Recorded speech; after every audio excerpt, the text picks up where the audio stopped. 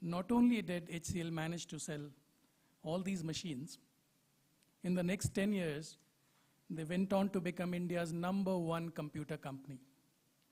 The rest, as they say, is history. Now, Just Aspire is not just the memoir of a multifaceted person, but really a story of small-town dreams, aspirations, and achievement. Talking of being multifaceted, how often do you come across somebody who is an entrepreneur, sportsman, salesman, engineer, educationist, jazz aficionado, investor, and there's more, a singer?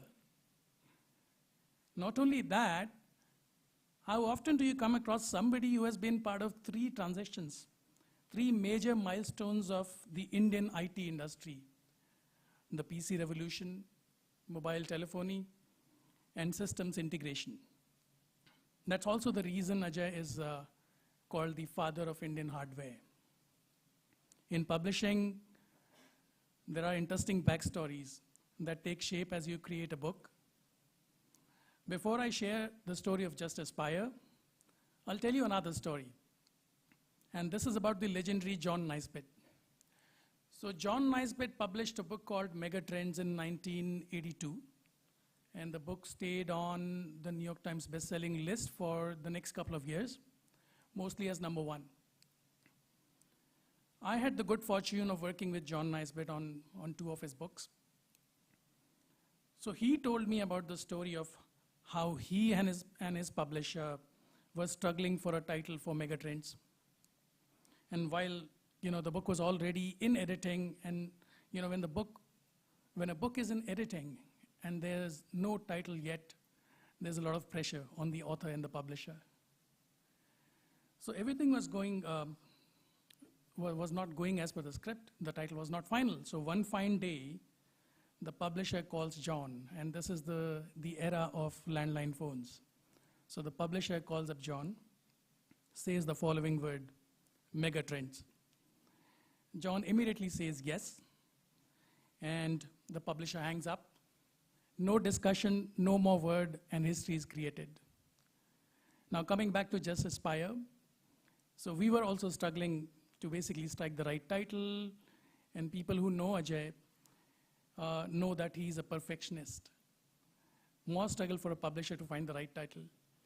And just like Megatrends, our book was also in editing. There was a lot of pressure on me as a publisher to get the right title, and sooner. So one fine evening, Ajay and I were having a freewheeling chat and bouncing off ideas. And then, out of just impulse, I suggested Just Aspire, to which Ajay said, just one word? No, I said, it's 2 words. Just aspire like Nike's Just Do It. That stuck, and he said, okay, this does make sense, and then that is the story behind our book's title. But if you analyze carefully, these 2 words, Just Aspire, they sum up Ajay's life. His formula, taught to him by the legendary C.K. Prahalad, is A is greater than R, where A stands for aspiration and R is for resources. So no matter what your resources are, if your aspiration is greater than your resources, there will be success. We feel this book must be read by every youngster, every entrepreneur, everyone in a small town or a big city, or whosoever aspires to be something in their life. Nothing brings joy, this is my favorite part, by the way, when the request for a fresh reprint comes from the sales team. I'm happy to share that Just Aspire went for its first reprint within 3 weeks of its release. And as I share this, we are already planning for the second reprint.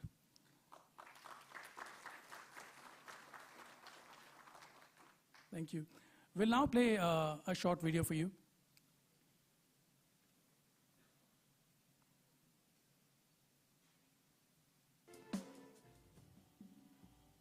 I'm delighted to endorse Ajay's latest book, Just Aspire. Ajay is a highly acknowledged and accomplished leader who has been the foremost evangelist for making India an electronics products nation. Ajay has written a captivating account of his life's journey, interspersed with important lessons for achieving success. I found myself lost while reading this engrossing book, an engaging narration of a life well led. This book is a must for all budding entrepreneurs, managers, and anyone who's aspiring to reach greater heights. Hi Ajay, this is Arjun. I'm sorry I can't be there with you on this occasion. I would have loved to be there, but I'm in the US and there's some appointments I just can't change to be in with all of you. I'm really going to miss being there, meeting a lot of my colleagues from HCL and friends. But Ajay, I've got to congratulate you for finishing the book. You know, I just realized I met you first in 1972. That's over 50 years ago. And, you know, we've had the pleasure of working together in HCL for many years.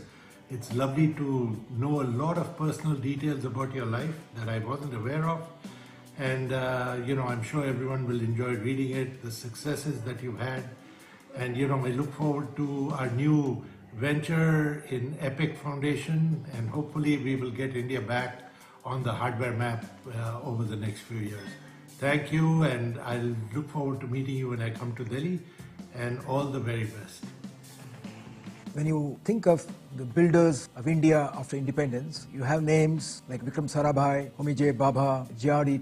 Tata, who built the India of our dreams. And in the late 70s, that generation, if you were to ask who are the builders of the new India, of the digital age, of the internet age, of the computer age, a few names come to our mind. You have names like Narayan Murthy, Azim Premji, and Shiv Nadar. But along with that, there's another remarkable leader who believed in building in India through his vision of making it a manufacturing hub in the computers. He was much ahead of his times. Today we talk of Make in India, but much before Make in India became fashionable to our Prime Minister, Ajay dared to dream and laid the foundation stone of making India a manufacturing hub. But if India has to achieve a space to make this a developed economy in the widest sense of the word, then we need to create jobs in manufacturing, because manufacturing creates jobs across various social strata, and Ajay stands shining much above the rest of the pack. Ajay Chaudhary's new book, Just Aspire, is an extraordinary chronicle of our times. So I urge all of you, pick up the book, Just Aspire, so that we can together share a common future and aspire and build a better India. Thank you.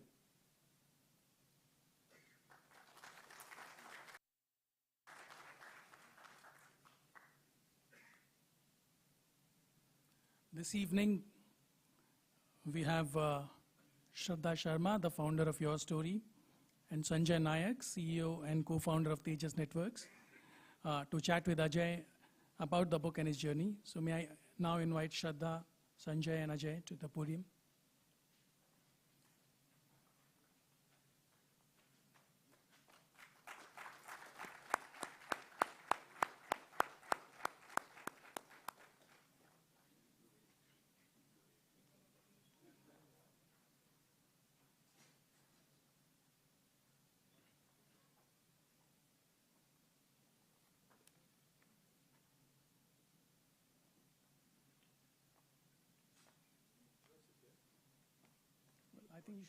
I think you should be in the middle. And before you sit, Ajay, I think we need to do a customary photo op. Sorry, but this is for the social media age, so, you know, we'll do a little photo op and then I'll take your leave. Let's get up. Yeah.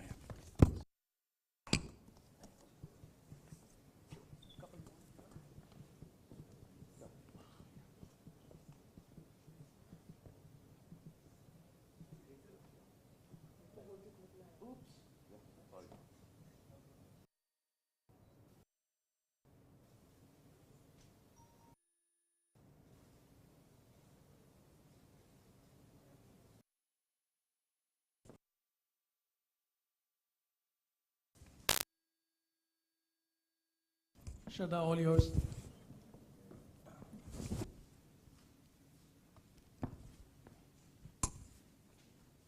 Ajay, I have to tell you this. Is the mic working? No.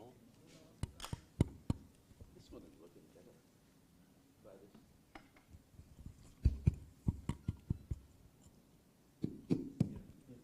Yeah. Hello. Now it's good. Yeah.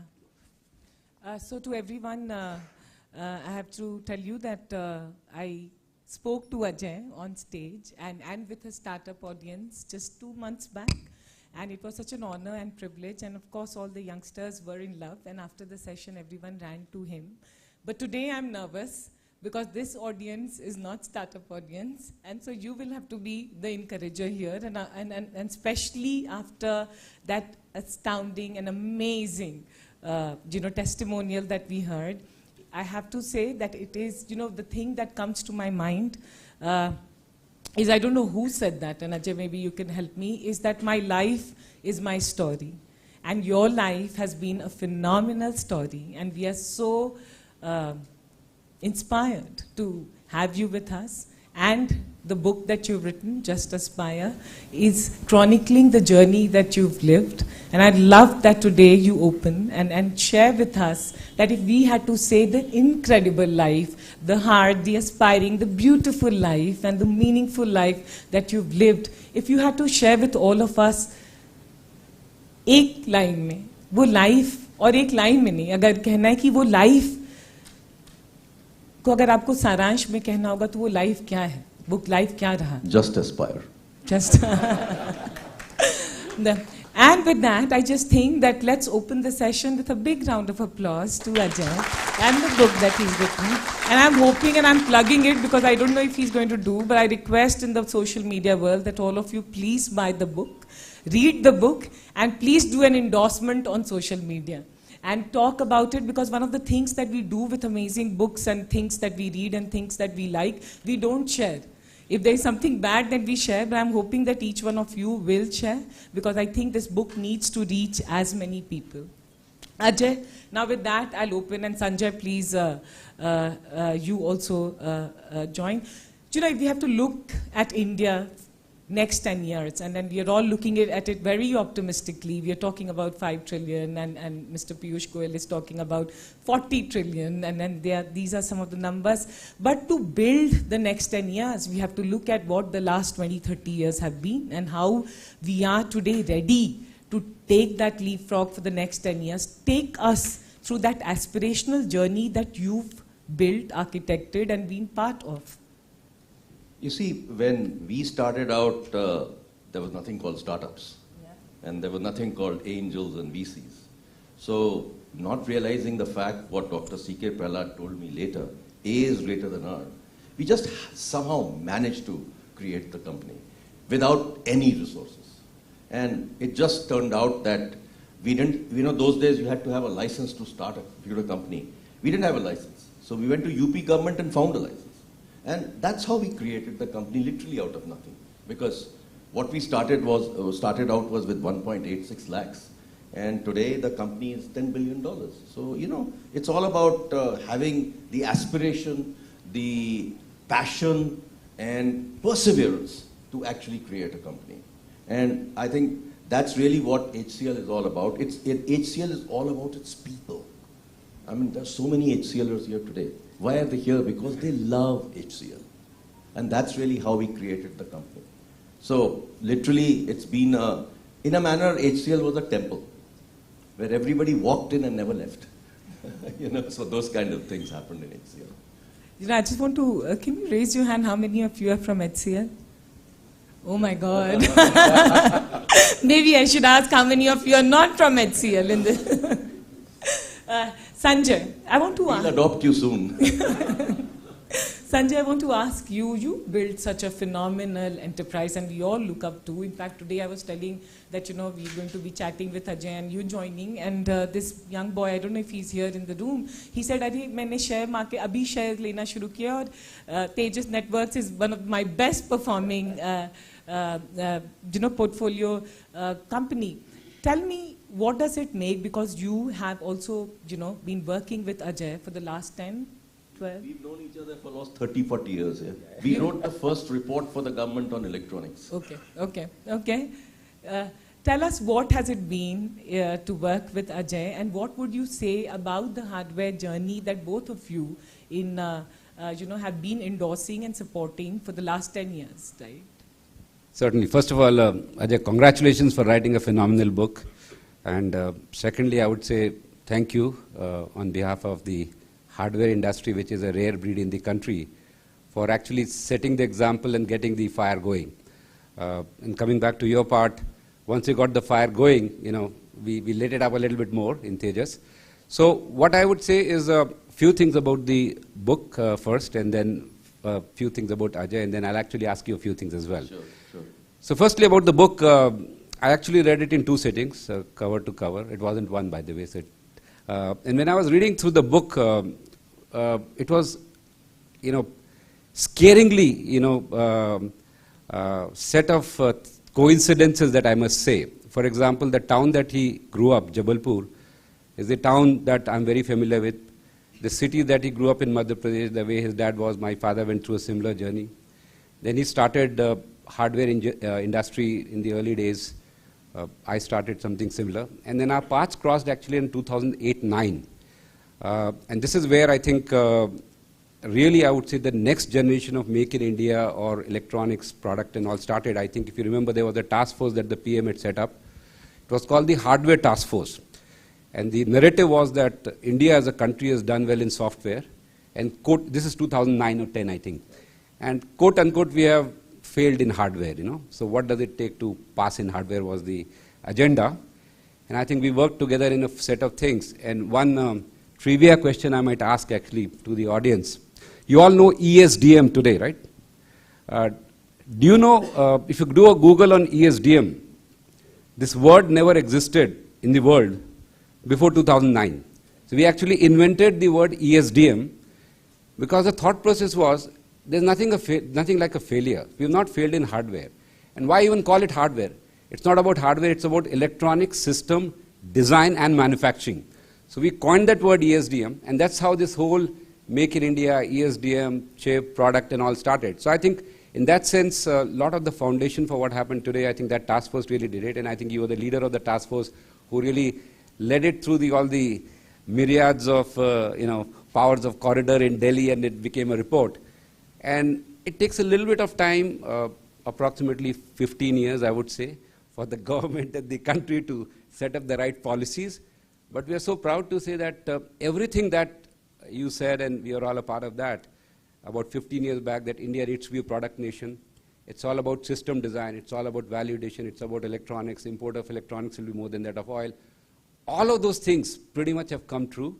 And to be able to be a part of the platform, which is the product industry, the hardware industry, and being able to come thus far has been a privilege. And I think across the board, I can say that what he has done in terms of really advocacy and sharing the ideas, and most importantly, I think bringing the right points ahead has been something very phenomenal, because it's so easy to get lost in the clutter of, any time in a large policy like the electronics policy, someone will say just put up factories, someone will say just do design.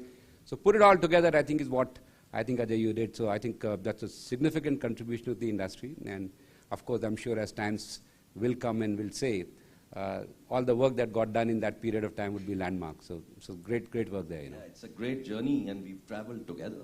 We've been travelers on the same road. Yeah, absolutely. In fact, so that's one part. The second part I wanted to ask you, there's always a lot of learning in terms of the past, and then when you look at the future, and Shraddha, you started asking that. So if you were to, when I was reading the book, one of the questions I had for you is, when HCL was in a pole position in the world, in fact, you guys designed one of the first PCs, using the Intel processors, and I read the part that even before China became real in terms of the industry, and when Singapore didn't have an electronic industry, you went there. So when the plot was going so well, what went wrong? Why did HCL not do the products? Why did you decide not to continue that path? And more importantly, today, with the wisdom of hindsight, if you were to say that if we had done those one or two tweaks, what India would have been is what China is today. So just wanted to kind of have you process that moments of things, that what decisions happened and why. And what could have happened is something that would be very curious for me and probably for the audience as well. Well, all HCLers here knew what happened, but let me just tell you that. You see, I was passionately involved in trying to create the industry. And I felt that if India was to be successful, you can't leave hardware behind software. And there is this scientist from Bangalore, Dr. Seshagiri. He always used to make this statement: software and hardware are two sides of the same coin. So I have great belief that that is what was required. So till the time I was in the saddle, and my board would always question me, oh, PC mein to margin nahi hai, ye nahi hai, wo nahi hai, all that question I used to hear. And I used to say, look, we are a 12,000 crore company. We are making 400 crores of profit. What's your problem? And that's how we kept on, working on hardware. We created a fantastic Nokia business in this country. We were the largest customer of Nokia in the world. So hardware is something which is really part of my DNA. And in 2012, 2010, I decided that, I've done enough. And I've done quarter-on-quarter result business, and you've been on the treadmill all this while. I said, enough is enough, let me get the hell out. And then I told Shiv Nadar I'm leaving, and I would like some time so that I can get away and do something different. And as I left in 2012, my successor could never convince the board that we should be in hardware business. Because I think the passion that was carried forward didn't exist. And he came from a multinational background. He just could never adjust to the HCL DNA. And as a result, in pretty much 1 or 2 years after I left, he closed down the hardware business because board said it's not making money, why are you in this business? What they didn't realize is that the follow-on business of hardware was very profitable. And a lot of those people are out here today who created what was called the SSO organization of HCL. These guys made profits. So if in hardware we're making 10 crores, these guys were making 100 crores. So this is something that, the board didn't realize. And therefore, it just went away. Look, if they had kept it going today with the beautiful PLI policies and all those support systems that are there from the government today, HCL would have been a global PC brand. We just lost the plot somewhere. Perfect. So that leads me to the second question I had, which is, now that the policies are in place, lot of water has flown under the bridge. Means as a country we have realized, all businesses realize, entrepreneurs realize, in a little way Tejas has brought things up to some level today.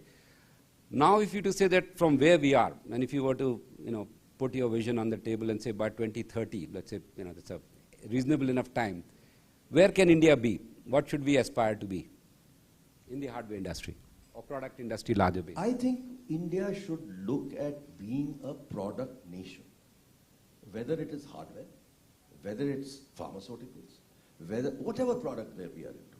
You see, today we are in the low end of every business. So we started with software services, low end of the business. Today, software services margins are 19%, right? People are struggling to maintain those margins. But if you look at the product companies which have grown in the last 10 years from software, they are all in the 40-60% margin area. So that's what I say, that if you want to be in the high margin area, you want to be in the real value addition part of the industry, you must make products. You take a very simple example. Take diamond cutting industry, right? We are the world's largest diamond cutting country. But we make few cents every time. Who makes the money? China, because they make the diamond cutting machines. That's where the value is. If you look at pharmaceuticals, it's the same story. We make pharmaceuticals in very large numbers, but we don't make the APIs. So I think everywhere, product is where the margin is. And that's why I salute you for creating Tejas, because you guys believed. I know how many times you and me have talked. Yeah, मेरे को business नहीं आ रहा, government कुछ नहीं कर रही, government does not support us. All those stories I've heard from you. And you and me have gone and fought with the government on this issue. But finally, what succeeded was a very important decision that the government took. And the government took this decision that we will buy 4G equipment only from an Indian company. Now, suddenly, Mr. Tejas and Mr. Tata have a 24,000 crore order. Is it already in or not? Hopefully. एक दो दिन में हो ही जाएगा. Government has already See, announced your it. announcement is out. Yeah. The announcement is out. Yes. Is it? So, you know, this is something that is fantastic, because government needs to come around and start to support its own companies. And that can be done because we are a very large country. And if we actually aggregate all the demand of the country, we can be exceedingly successful. We created 2 world-class vaccine companies by aggregating the demand of the whole country. So if we do demand aggregation at one end and we do products at the other end, I think that's where the world should be. And we should imagine an India 20 years hence. And if we imagine India of 20 years hence, we cannot grow at the pace we are growing, Shraddha. We are always looking at linear growth. What is required is exponential growth. And if we take that direction and we take all the right decisions, my God, we can really make it happen. No, absolutely. In fact, just to add to your point, the 2 things India has in abundance, is we have a very large home market, which, if I were to again look at the policies over the last 25 years, we gave the market on a platter, which no other country in the world did. So China created the economies of scale by first using advantage of their domestic buying power in whatever sector they were. And then using that economies of scale, they went abroad and, of course, made the stuff.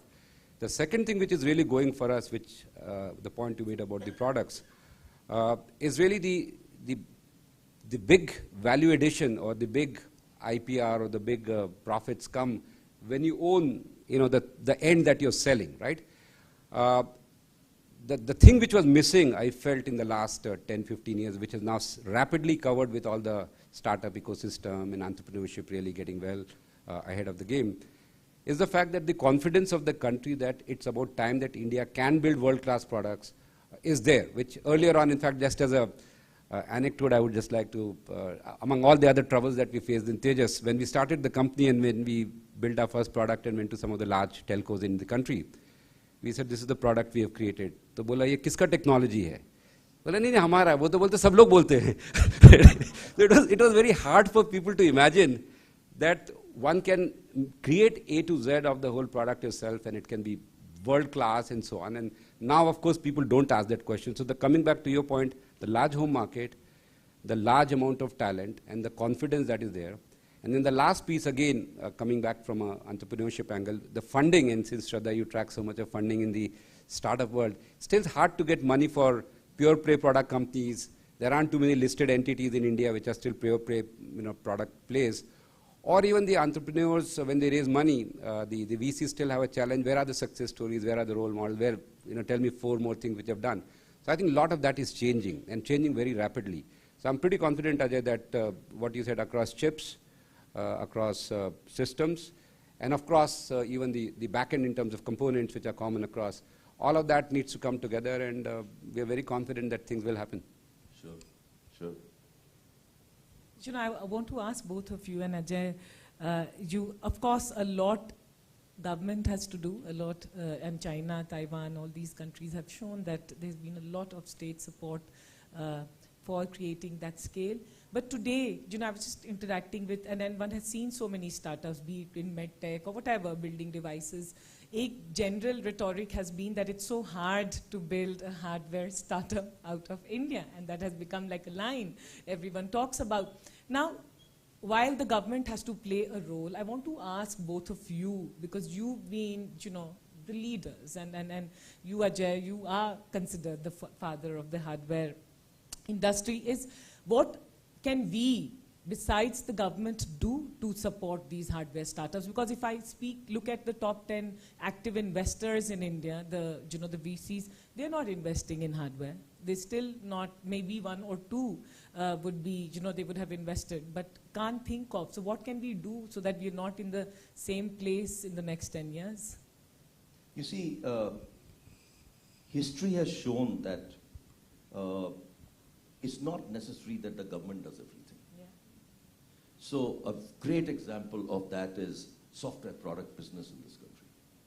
You have a great organization here called iSpirit. And unfortunately, my good friend Sharad is missing today. But what they have created is absolutely mind-boggling. Because the digital infrastructure that has been created here is absolutely world-class. And every country wants to have it today. The US doesn't have it. So, that has happened because of only one thing I call it. It's there in my book also. I call it Mind India. It's the Indian mind.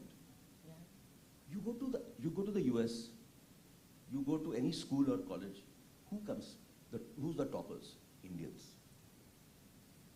The rest can't keep up with us. So, it's all about what we have. And I think this is something that can be really replicated. So if iSpirit has done something for software, we should replicate the iSpirit story among 10, 15 areas and create organizations like that. So about a year and a half ago, we created an organization called EPIC. And our whole objective is very similar to iSpirit. And I call these organizations Sutradhars. And they will be the Sutradhars to take India forward. So if we can create 10, 15 Sutradhars in this country who are not government, but privately owned, with people with one vision, I want to do something for India. If that is there in their mind and hearts, we can succeed.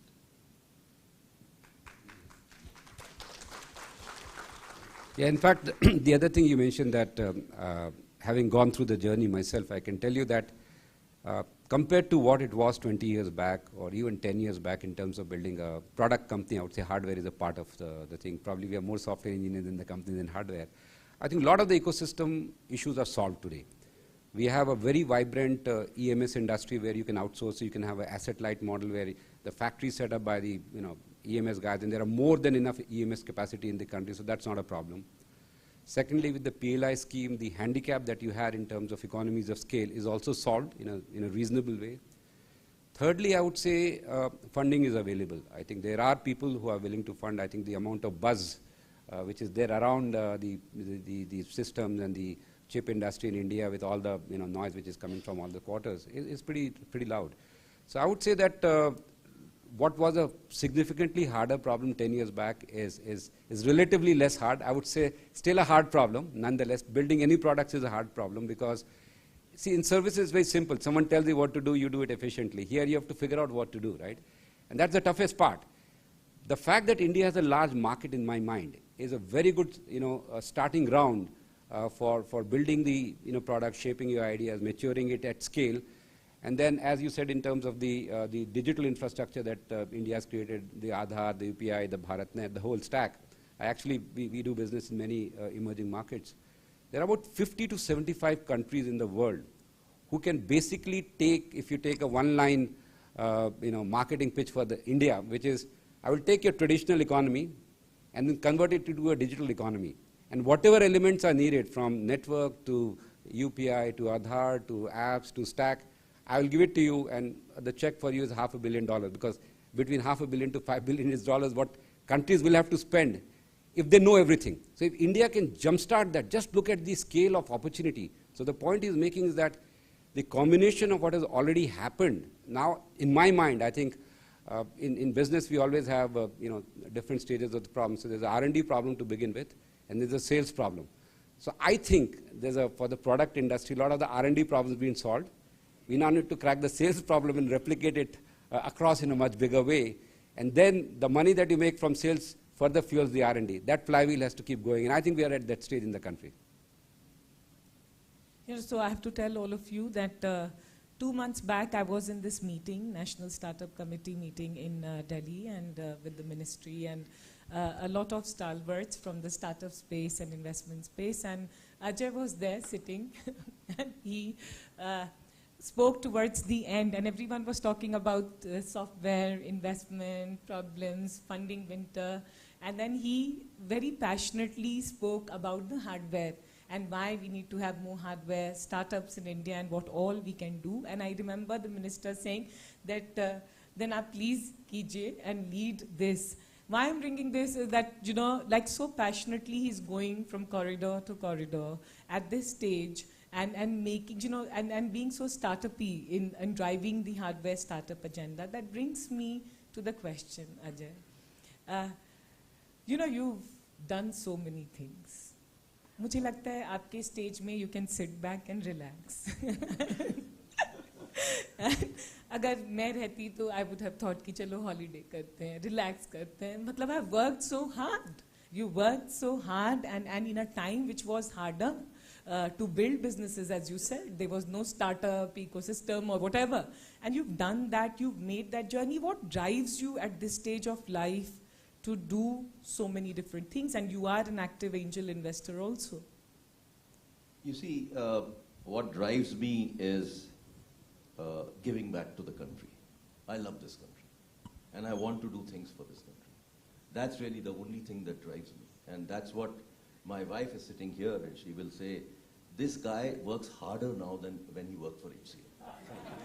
So it's that kind of a situation when you know, I'm spending that kind of time. But, you know, something interesting is happening, even in hardware startups. I was part of something we wrote a note many years ago in 2009 that we should create a 10,000 crore fund to create hardware startups. And we called it the Electronic Development Fund. Okay. So 10,000 crores was allocated by the government, and it took a lot of effort of all of us. We sat with Dr. Ajay Kumar and wrote everything. I literally went through comma, full stop of that note. Okay. We wrote that, everything got approved. Finance took 3 months to approve. All that we went through. The money came and it got transferred to Can Bank. Now, Can Bank is not an entrepreneurial type organization. How are they going to really understand how to fund startups? So the model that was created was that, and it was a very safe decision to take. Can Bank ko de do, SIDBI ko de do, SBI ko de do. These are all safe decisions. So usko de diya. Ab now they are supposed to invest into VCs who are supposed to invest into hardware startups. It was a fund of funds. They couldn't find VCs who were investing into hardware. They went through a lot of pain finding them.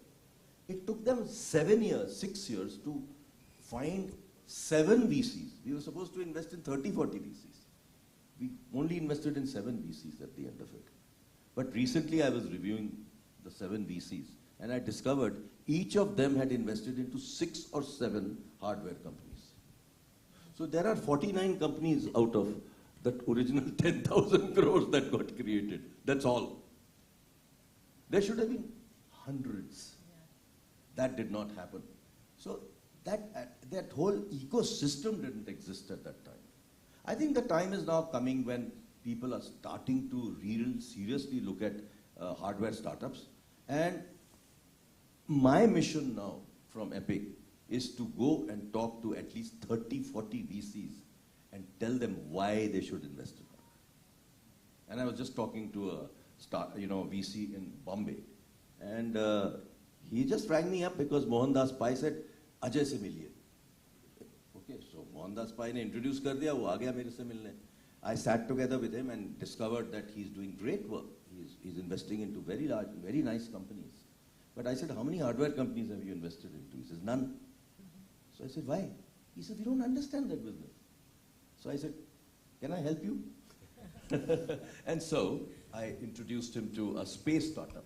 And I said, do you know this space startup that we have invested into in Hyderabad has sent 2 satellites into space sent 2 pods into space and has set up an organization which will be a world-class organization in this area.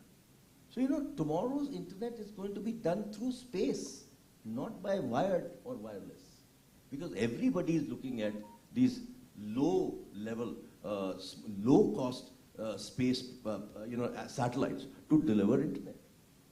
So, he was shocked, and I introduced him next day to that company. So, we will have to do a lot of championing of this. And I think slowly we'll succeed, just the way we succeeded. Ajay, I have to ask you a question. You're doing so many things and so much of passion, with so much of passion. Honestly, it's very inspiring. Didn't you ever think that you should get into politics, na? My God. I can't be Siddharamaiah. When I look at them, I can't even imagine being them. Maybe I can talk as well, but no, not at all. Want to stay away totally. If you had to tell everyone in the room today, like with the journey that you've lived and the life that you've lived, building HCL and now like championing the hardware cause of India, one thing that we could pick up from the life that you've lived. And it's not been easy, but it has also been phenomenal. And what we love is, yours has been an aspirational from Jabalpur, from Pakistan. Yes. Jabalpur. और फिर यहाँ से मतलब इतना phenomenal. And I was CM Patil was just telling me that how much money you have. So this is amazing. So it's aspiration like how? What would you say? I don't know. I'm stumped. Basically,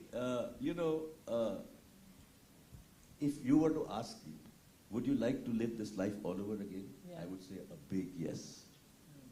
Because that is what has been the driving piece behind my thinking. I've always thought that, even in my book I write about this, that as a company, as a person, as a country, we need to differentiate. Yeah. A lot of people, so many years have written, iske saath benchmark karo. When I hear the word benchmark, I get very upset. Because benchmark is nothing less than copying. So if we copy others, can we be successful? So I think that is where the thinking has to be. Can I be different? And JC sitting here from Intel, and originally, and then one day I was having this chat with Intel, and they said, you guys are having a tough time fighting the Dells of the world, this, that, and we said we were succeeding. So then I said, okay, we are going to create a differentiated PC. So he says, how will you differentiate a PC? It's all the same. Everybody makes the same PC. So I said, no. In my keyboard, I have a button that I've created which says support. And that button doesn't exist in any PC in the world. What did we do? We said, if you press that button, you get to the call center of support. No other PC had it. So, you have to always think how to differentiate. Yeah, just one other comment I wanted to make when I was reading the book, Ajay, and which is also for other entrepreneurs here is, see, one thing which always amazing me and I've found it to be very useful is, it's very easy to work with people who are well-rounded, who just don't do work.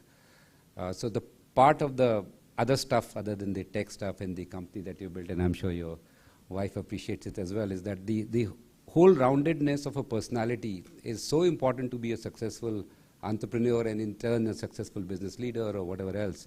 So I think my takeaway and of course advice to other budding entrepreneurs is that it's not just about work, it's about lots of other things. And having a good balance, as you rightly said, the journey is as important as the destination. So the fact that during the journey you did all the things that you did, acquired all the skills that you did, is quite impressive. And I think that's something I always feel very comfortable working with people who are well-rounded, who do a lot more things than work alone. So that's pretty good to see the kind of things you have done and continue to do, I would say. Can we take questions from the audience? Yes, anyone? Yeah, please. Can you get a mic there, please? Could you please stand up and maybe ask? Hi Ajay, my name is Saumya. You can hear me? Okay. Yes. I had corporate affairs for a public policy think tank called Takshashila Institution. And we are interested in what the high-tech geopolitics space looks like, especially in the semiconductor industry.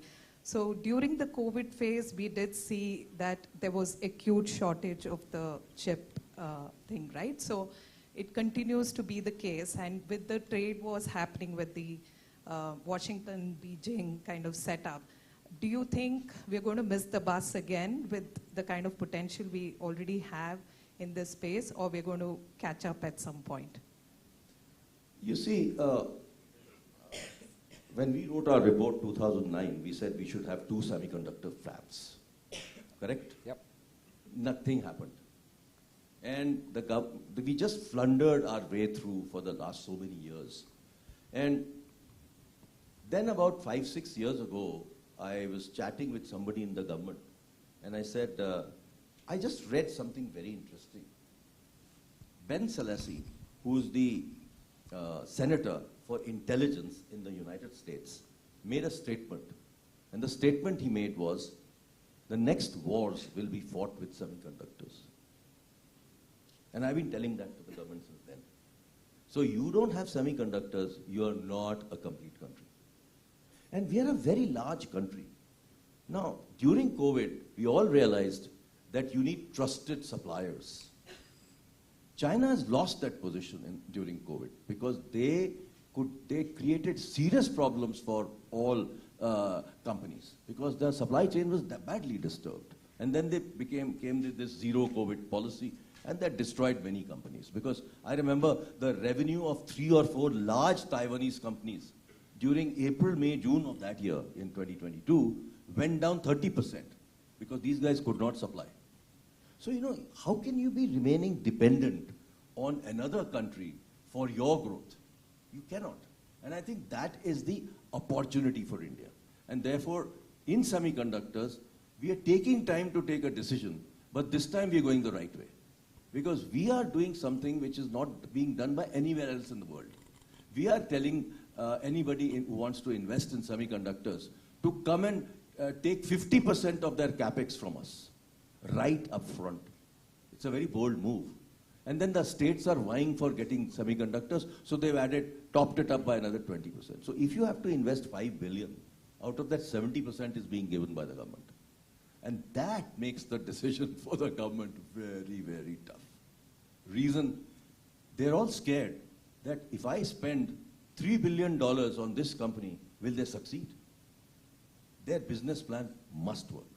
So that is where we are stuck today. We need to be able to select the right partners from all over the world to come and work with us. I think we will come through. Just to add to the comment Ajay made, so the good news is the semiconductor situation in the world, it goes through cycles. So the worst is behind us. So think about it this way, there's another 5 years of slack which is available in terms of capacity and all that. And the policy cadence as well as I would say the excitement in the country for developing our own chips in whichever form, fabless or fab or whatever, is also ramping up. So I think, as Ajay said, that this wave of next 5 years is probably the time for India to catch up. The geopolitical situation is absolutely in our favor because of the trusted sources, and China has lost that plot. So I think it's our time, and the next 5 years have to be counted. We missed the last 10, but there's always a time for something, and I think it's about it now.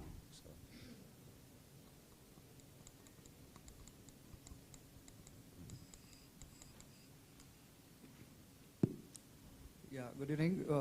First of all, I flew all the way from Delhi hoping that I would be the first one to ask question. First of all, sir, congratulations. And you have been an inspiration to many entrepreneurs like me. to take the leap of faith and start something to build that is in the hardware journey. So, and it was a privilege that you and Mohandas Paisar launched my product in 2020 in Hubli. And from there, definitely it was an inspiration for, as Shraddha was some time back, she was mentioning that it's a line that everyone uses, that hardware startups is something very tough to build or invest to. It's not that good to invest.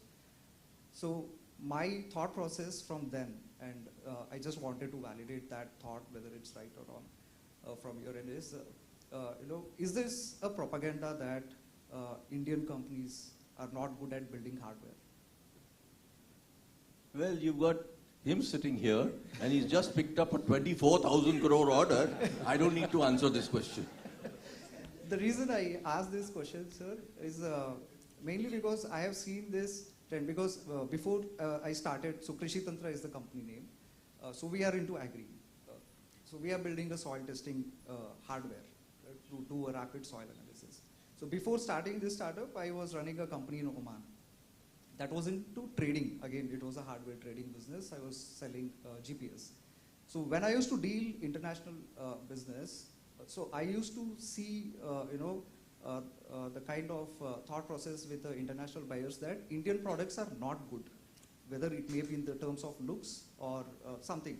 There is some kind of mindset that they have a barrier, so they choose even a cheaper Chinese products, hardware which is there, but they choose expensive European. So there is a impression or a perspective that the buyers in the international market or within Indian things, like if you take phones, we have iPhone, we have Java. You summarize it, no? Summarize it. What are you asking? So the perspective of, again, coming back to my question, the perspective, okay, one, on this space technology, I don't know, I have not read much about Tejas, but the perspective, is it still stands good that, is it a propaganda that Indian hardwares are not good in the market? I don't think, that's what I said in my earlier comment, that see, the confidence which was missing is there.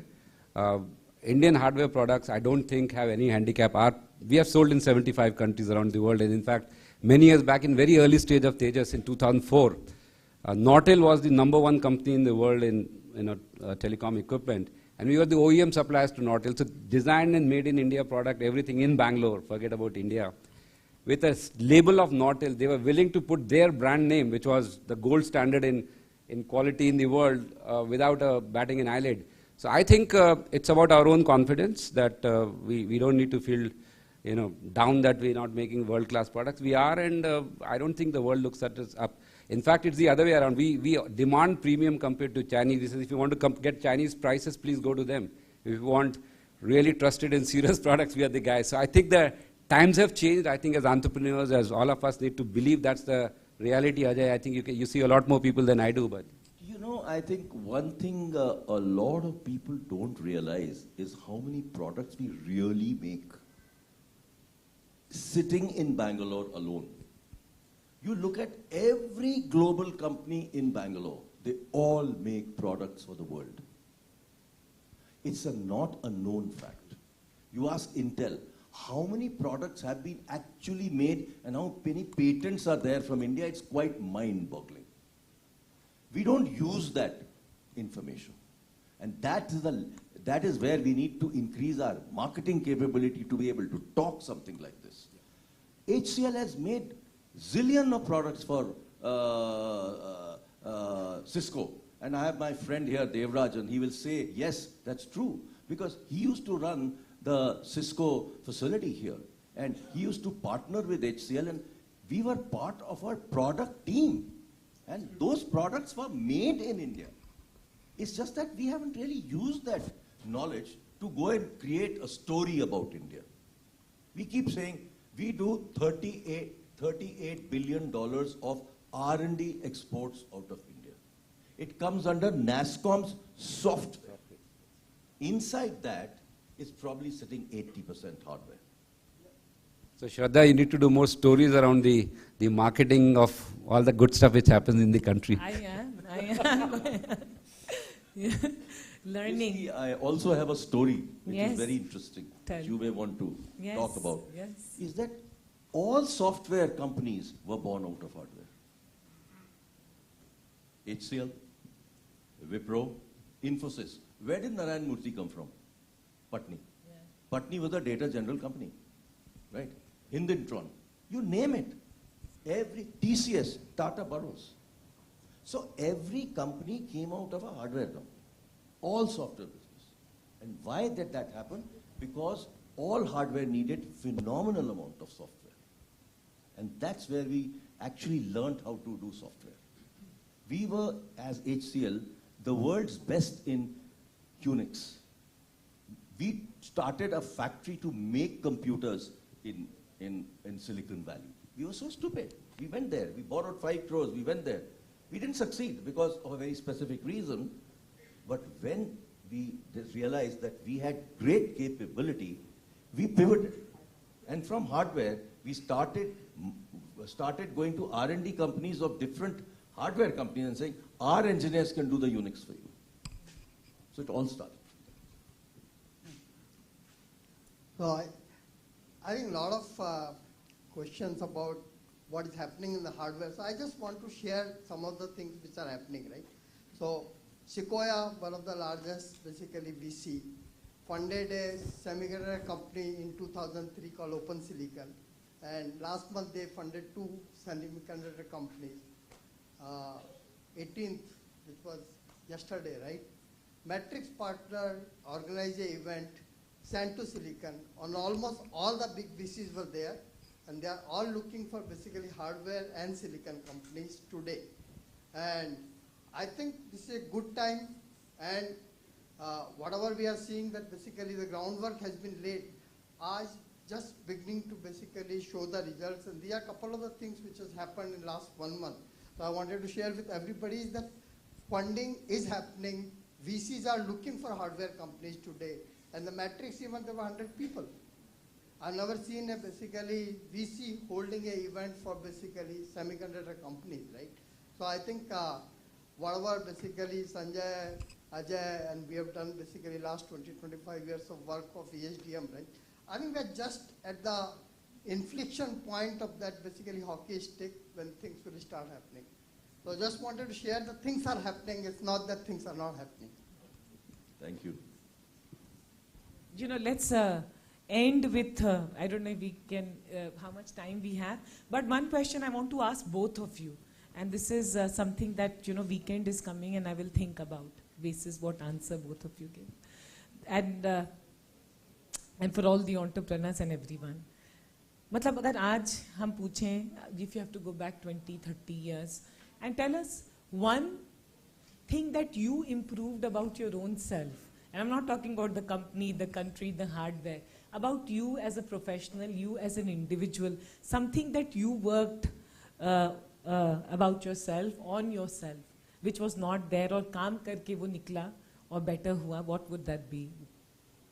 You see, he referred to something earlier, which is having a multifaceted, personality. So many, many years ago, I started to think about different areas in the world. When I was in college, I was deeply into space technology. I used to write to NASA. I used to get, all kinds of pictures from NASA, and my whole room was full of NASA pictures. I used to do shortwave listening, which is something people don't know that it's something that happens, but I used to do shortwave listening. And I had pen pals all over the world, right? So I did all kinds of crazy things. And I also learned how to sing in my college, but I was an ordinary singer. And then suddenly about 5 years ago, I said, hey, why can't I learn more to sing? So I actually went to a teacher and said, start teaching. So for the last 5 years, I learned singing. So what it does, it makes me a complete person. And it really gives me a lot of happiness when I sing. Like I am part of a group called Lutf. We sing every Sunday. There are 100 of us. You know, Ajay, now you're tempting me. Don't ask. First we'll complete that answer, then come to you.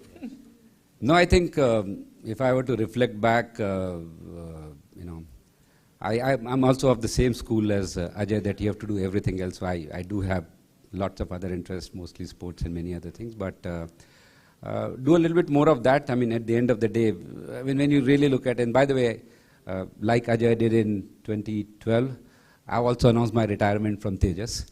So I'm going to be retiring in another end of next month, because same issue, that done enough stuff for enough long, the same quarter to quarter for so many times, and when things are really going well, you step back and say, I want to free up my mind. So I would say, during that journey, if I were to think, maybe if I reflect back, I think we should have thought bigger and sooner in company like Tejas, or in Indian context. Maybe push things harder, because whatever we are accomplishing today was almost clear that it had to be done.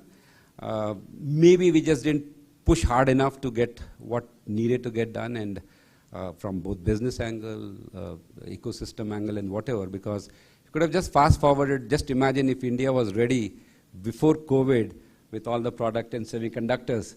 As a country, we could have made a killing in the world, right? I mean, so that's just the way when you reflect back and say, and I was jokingly saying that it just took about 15 years to get all the policies in shape. If that 15 had become 10, I think, we could have done a lot more, but that's what it is, and I'm very happy for whatever it's worth, that all the work that he really led, and many of us in the crowd, Satya is sitting there, and I see, Sanjeev and so many friends here, that I think what has happened is really phenomenal. We're really at the inflection point. This is going to happen no matter what, and I think it's very, very timely that your book came out at this point in time. So great work. And the last question I wanted to ask is, what motivated you to write this book, and how painful was it? Or was it a pleasure? Well, one day I was sitting with my grandchildren in Goa, and they started asking me, tell me a story. So I used to do a lot of stories, and I used to make up stories. So they said, you've told us enough stories which you have made up. They realized all that. Then they said, tell us some stories about you, what you were doing, what did you do, how did you do? And I started to relate stories to them about when I went to China, this is what happened. When I went to Singapore, this is what happened. I started telling them those stories. And then suddenly I realized one day, hey, I'm telling my grandchildren these stories, why don't I tell the world? And that's how I wrote the book. Great.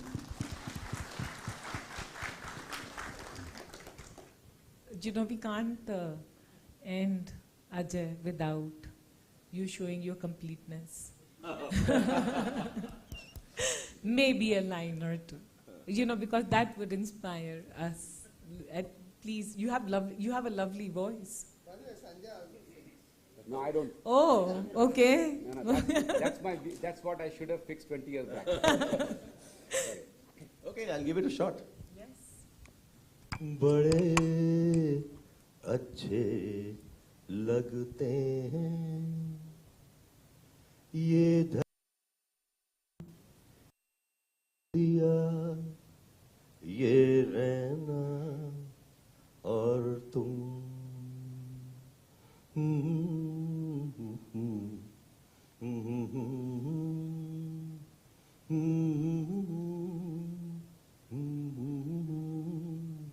ये रहना और तुम.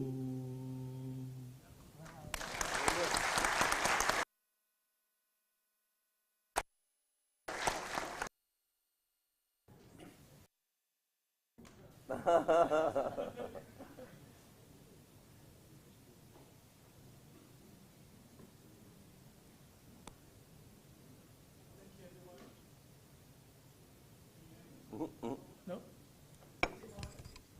Not much to speak. Well, yeah. Thank you everyone for being with us for what has been a lovely evening. So lovely that the rain gods have smiled and it's starting pouring. So the author is here. We have organized books at the terrace, and we also have a musical performance of some sorts. We have some snacks and cocktails to keep the spirits high. So see you at the terrace. Thank you.